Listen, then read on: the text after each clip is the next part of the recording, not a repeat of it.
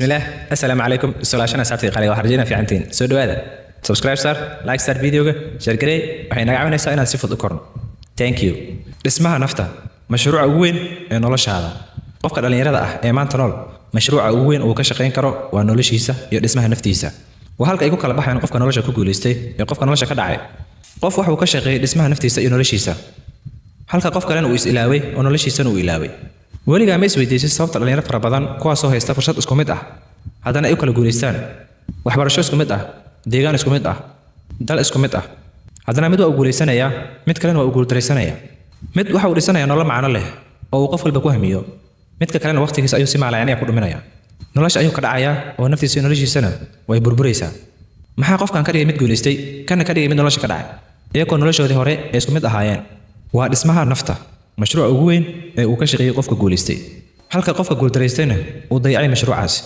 dadka maanta jooga waxay isugu faanaan guriga ka qurux badan yahay ayaan deganahay apartmentadaas iyo villadaas ayaan ka soo kacayaa balse ma isweydiisay dhismaha ugu muhiimsan inuu yahay midka gudahaaga ah midka naftaada ah guriga aad ka soo kacaysid quruxdiisa waxaa 100 jeer ka muhiimsan dhismaha naftaada iyo quruxda gudahaaga waxaa laga yaabaa inaad ka soo kacdid apartment aad u qurux badan iyo villa aad u weyn balse naftaada iyo noloshaada ay burbursan tahay oo dhismaha iyo mashruuca noloshaada aad ilowday halka qof caadi ah uu ka soo kacay guri iska caadi ah oo nolol caadi ay ka jirto balse mashruuca naftiisu ay aad u dhisan tahay oo ay 100 jeer ka adag tahay qofka kale waxaad ogaataa haddii aad dayacdid mashruuca dhismaha naftaada oo ay gudahaagu ay maran tahay dunidoo dhan haddii lagu siiyo wax kuuma tarto oo waxaad dareemaysaa ibirnimo iyo faaruqnimo waxaad dareemi doontaa marnaansho iyo inay wax kaa maqan yihiin sababtoo ah waxaad ilowday baysigii ahaa dhismaha nafta ka fikir bal wiil dhalinyaro ah oo lagu magacaabay axmed wuxuu dalka dibadiisa u aaday inuu reerkiisa soo caawiyo wuxuu helay lacag wuxuu helay nolol qurux badan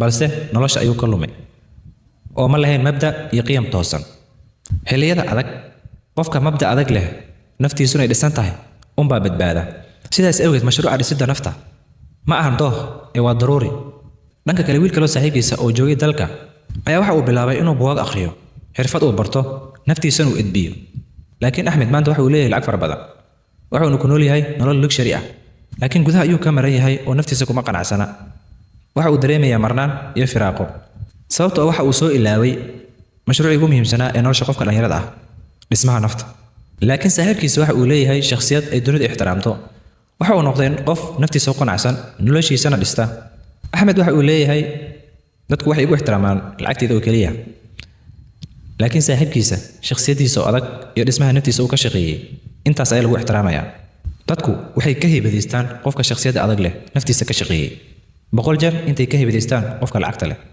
xaqiiqo dhab ah balse aad u qaraar sida ku cad daraasaad la sameeyay bilowgii 2025 badankooda dhalinyarada Soomaaliyeed ee maanta jooga waxay wajahayaan identity crisis aqoonsi lumis kaasoo ka dhashay isticmaalka faraha badan ee baraha bulshada iyo qabatinka telefoonka iyo caadooyinka xunxun in ka badan 65% dhalinyarada maanta jooga waqtigooda waxay ku lumiyaan waxyaabo aan macno ku soo korinaynin scroll maalayacniya qaylo iyo buuq commentland dumarland ragland waxay nolosha ku soo korinaysaa waxyaabahaas halkii ay ka dhisan lahaayeen moral foundations iyo soft skills waxay ku mashquulayaan challengeyo iyo waxyaabo maalayacniya kuwaasoo ka socda baraha bulshada kuwaasoo nolosha caadiga aan waxba ka tarin ogow mashruuca ugu weyn ee noloshaada aad ka shaqeyn kartid waa adiga the greatest project you will ever work is you عليه صلوات الله وسلام عليه أيوه القرآن كسكولي هي قد أفلح من زكاها وقد خاب من دساها طب أنت واحد اللي باني قفكي نفتي سداهري لسي أو هجاجي هالك كلا وقساره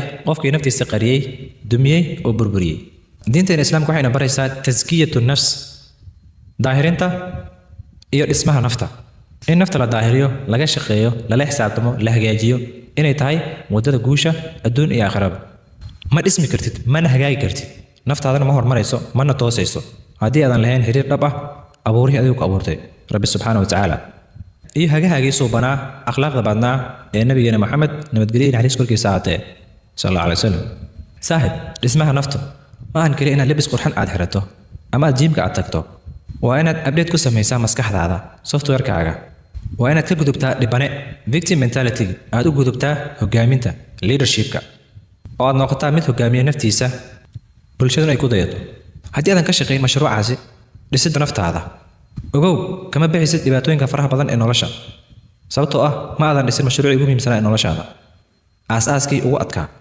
sidaas awgeed waxaa fudud nolosha inay ku jebiso ama ay ku xanuunjiso.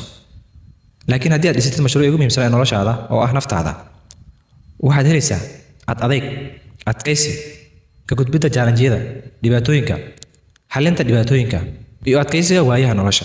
sidaas awgeed dhismaha naftu waa daruuri ee ma ahan doorasho. nafta aan dhisnayn waa sida aqal kor laga qurxiyo oo kale, balse aasaaskiisa beeskiisa uu daciif yahay. dabeel kastoo imaada ayaa qaadaysa. sidaas awgeed ha ogolaanin inay dabeel kastoo ku imaado ku qaado, ee dhis beeskaada iyo aasaaskaaga oo ah dhisidda naftaada. faa'iidooyinka aad ka helaysid markaad dhistid naftaada oo aad ka shaqaysid mashruucaasi waxaa ka mid ah kalsooni buuxda oo gudaha ah, inaad noqotid qof saamayn leh, in hadalkaaga la ixtiraamo oo lagaa heebeysto, inaad noqotid qof mug leh oo miisaan leh, inaad gaartid guulo fara badan dhinacyada kala duwan ee nolosha. laakiin haddii aad dhisin mashruucaasi, waxaad la kulmi doontaa in dadka kale ay noloshaada maamulaan, siday doonaan kaa yeeshaan, waxay doonaan ay kaa dhaadhiciyaan. dareen joogto ah oo cidhiidhi iyo welwel ah, murugo iyo xanuun aan dhammaad lahayn, khasaarada waqtiga iyo fursadaha qaaliga ah ee ku soo maray. waxaan kula wadaagayaa 5 tallaabo oo aad hadda samayn kartid si aad uga shaqaysid mashruuca naftaada, dhisidda naftaada. qodobka koowaad, isbaro. qor 3 waxyaabood ood ku fiican tahay iyo 3 waxyaabood oo daciif ku tahay. qodobka labaad, xooji xiriirka alle. ha seegin salaada iyo quraan akhriska, waayo waa sirta laga helo deganaanta iyo xasiloonida nafta. waa haga dhammaystiran. qodobka saddexaad, baro xirfad cusub.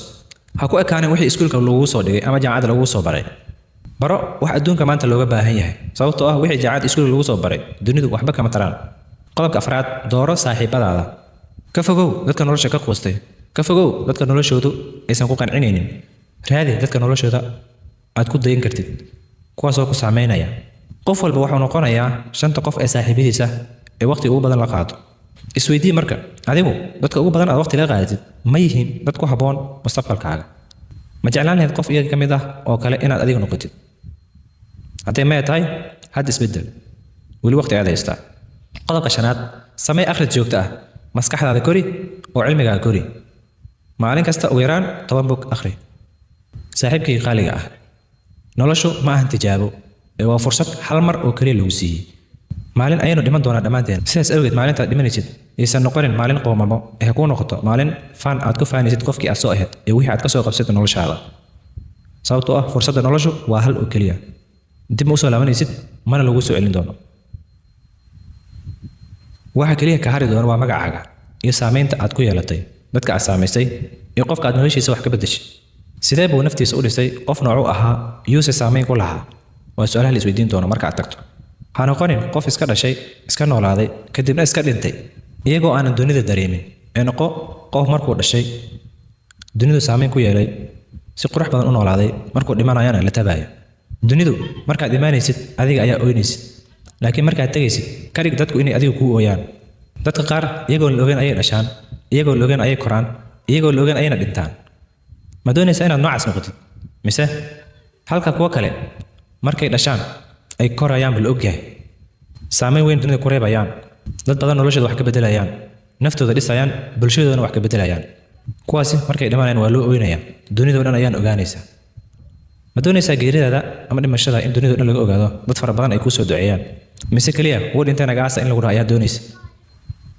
fursadda noloshu waa hal mid oo keliya saaxiib, ha khasaarinin oo ha isku dheelin. dadku waxay ku ixtiraami doonaan hadba mashruuca naftaada intii aad ka shaqayso. hagaaji, horumari maalin kasta. ka shaqeey mashruuca naftaada iyo noloshaada. haddii aad rabtid inaad ka mid noqotid bulsho u taagan dhismaha dhallinyarada, ku soo bir SG Community Surprise Generation. waxaan halkaan kugu diyaarinaynaa oon kugu baraynaa oon kugula wadaagaynaa habab aad ku heshid qiyam toosan, maskax dhisan, muuqaal soo jiidasho leh iyo naf horumarsan. ma dhisno keliya nafteena, ee waxaan dhisnaa hogaamiyaasha beri, hogaamiyaasha mustaqbalka, jiilka soo socda. waxaan ku weydiinayaa su'aasheeda ugu dambeysay. haddii ay maanta noqon lahayd noloshaada buug lasoo xiraaya ama lasoo gebagabeynaya, jabtarkee ama cutubkeed jeclaan lahayd dadku inay wax ka bartaan oo ay ka faa'iidaystaan? saaxiib, noloshaadu ma ahan mid sahlan, ee ha ka dhigin adiga. noqo qof saameyn reeba, noqo qof la tago, noqo qof meesha uu joogo ka muuqda, markuu maqayna la taba. intaasi adiga ayaa iska dhigi kara, adiga ayaan iska dhaafi kara. doorashadu gacantaada ay ku jirtaa. aad baad u mahadsantahay asaasi qaaliga ah.